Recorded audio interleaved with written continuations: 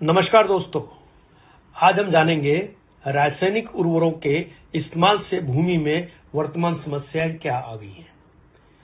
हमारा जो root zone है वो 6 इंच का होता है। 6 इंच का रूट जोन को हम बोलते हैं एक्टिव रूट जोन। अब ये एक्टिव रूट जोन के अंदर व्हाइट रूट्स का डेवलपमेंट होता है। इसके नीचे भी जाते हैं पर व्हाइट रूट्स का मैक्सिमम डेवलपमेंट 6 इंच के अंदर होता है। हम अपने जमीन में क्या क्या रासायनिक खादें यूज करते हैं, जैसे कि यूरिया, डीएपी और सुपर फॉस्फेट। ये हमने 1968 के बाद जब हमारी रासायनिक खेती शुरू हुई तो हमने डालना शुरू किया अपने खेतों के अंदर। अब अपने खेतों में अपन जब यूरिया डालते हैं तो हमको ये समझना जरूरी है कि यूरिया में क्या है। अब यूरिया के बोरे पे अगर आप देखेंगे तो उस पर लिखा है नाइट्रोजन 46%, पर नाइट्रोजन तो 46% है, बाकी बचा हुआ क्या है? बचा हुआ 54% जो है वो सॉल्ट और कचरा है।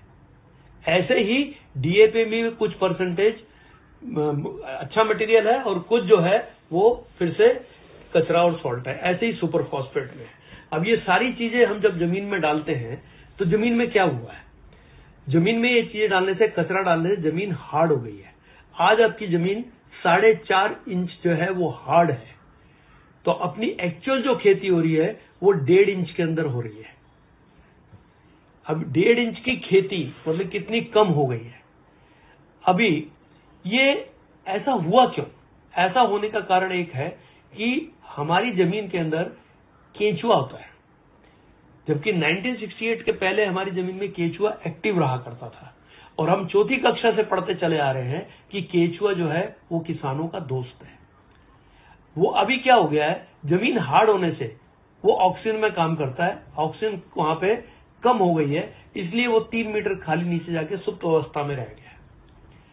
अभी केंचुआ क्या करता है, नीचे से मिट्टी खाता है अपने वेट के हिसाब से, और जाते हुए और आते हुए जमीन में 2 छेद करता है। और जब ऊपर आता है तो वो ऊपर एक वॉमिटिंग मतलब उल्टी करता है, जिसको हम बोलते हैं केंचुआ खाद, जो वर्ल्ड की अप्रतिम खाद है। और जब ये 2 छेद करता है जमीन के अंदर 1 स्क्वायर फीट के अंदर, जब ये 2 छेद करता है तो जमीन को ये मुलायम कर देता है। जमीन मुलायम होने से क्या होगा कि जमीन के अंदर जो हार्ड पना आ गया है, जिसके कारण ऑक्सीजन कम और कार्बन डाइऑक्साइड बढ़ गई है, वो प्रक्रिया उल्टी हो जाती है। पर अभी क्या हुआ है, जब ऑक्सीजन कम हो गई और कार्बन डाइऑक्साइड बढ़ गई तो जमीन में विषाणु बढ़ गए। अब विषाणुओं के बढ़ने के कारण क्या हुआ, पेस्टिसाइड डालना पड़ा। और जब आप पेस्टिसाइड डाले तो विषाणु तो मरे, साथ साथ में उसके साथ जीवाणु भी मरने शुरू हो गए, क्योंकि जीवाणुओं का मरना मतलब कि जमीन के अंदर बंजरपना होना है। ऐसे जमीन हार्ड होने से, कार्बन डाइऑक्साइड बढ़ने से भी जीवाणु मरे और इसके कारण भी जीवाणु मरे। अभी 1 ग्राम मिट्टी में 20 करोड़ के ऊपर जीवाणु हुआ करते थे 1968 के पहले, और आज ये हालत है कि 1 ग्राम मिट्टी में 1 करोड़ के नीचे चले गए हैं, कहीं कहीं तो 1 लाख के नीचे भी चले गए। और ये जीवाणु जो हैं ये 13 मिनट में मरते हैं।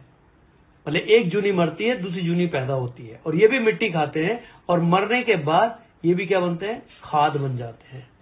तो 2 प्रक्रिया, एक तो हमारा केंचुआ जो इनएक्टिव हो गया है, और दूसरा हमारे जो जीवाणु का काउंट जमीन में कम होना, मतलब कि जमीन का बंजर होना होता है। इसलिए इसको अगर और ध्यान से देखा जाए तो हमारे जमीन का कंट्रीब्यूशन केवल 3.8% होता है किसी भी पौधे या प्लांट को बढ़ाने के लिए।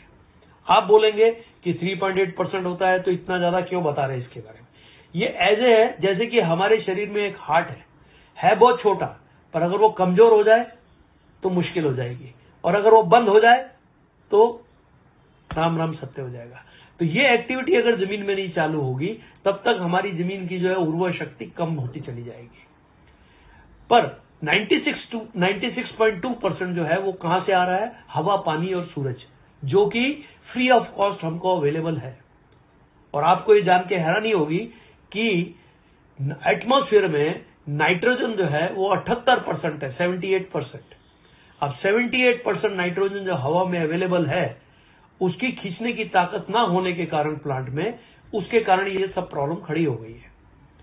तो हमको ये 3.8% अगर दुरुस्त कर देते हैं तो क्या होगा कि हमारे ऑक्सीजन कंटेंट बढ़ेगा, जीवाणु का काउंट बढ़ेगा।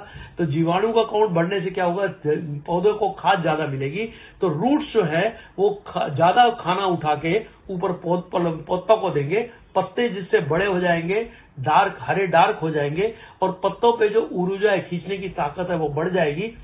ताकत बढ़ने से क्या होगा, जब पत्तों की ताकत बढ़ जाएगी, खींचेगी, उसके खाना ज्यादा बनेगा, तो फूल ज्यादा आएंगे, तो फूल जाएंगे तो फल ज्यादा आएंगे।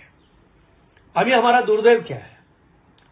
दुर्दैव हमारा यह है कि 78% नाइट्रोजन जो फ्री ऑफ कॉस्ट हमको एटमॉस्फेयर में अवेलेबल पड़ी है, केवल हमको अपने पौधों के पत्तों का साइज बढ़ाना है, पौधे की ऊंचाई बढ़ानी है और हरा डार्क करना है, जिसके कारण वो खींचने की ताकत उनकी बढ़े।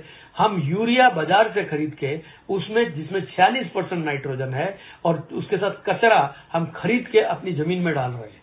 मतलब कि क्या हो रहा है कि हम उलट काम कर रहे हैं। इससे क्या हो रहा है कि हमारी जो शक्ति है, जमीन में जो ताकत है, वो खत्म होती चली जा रही है। ये जो भी हो रहा है वो गलत है।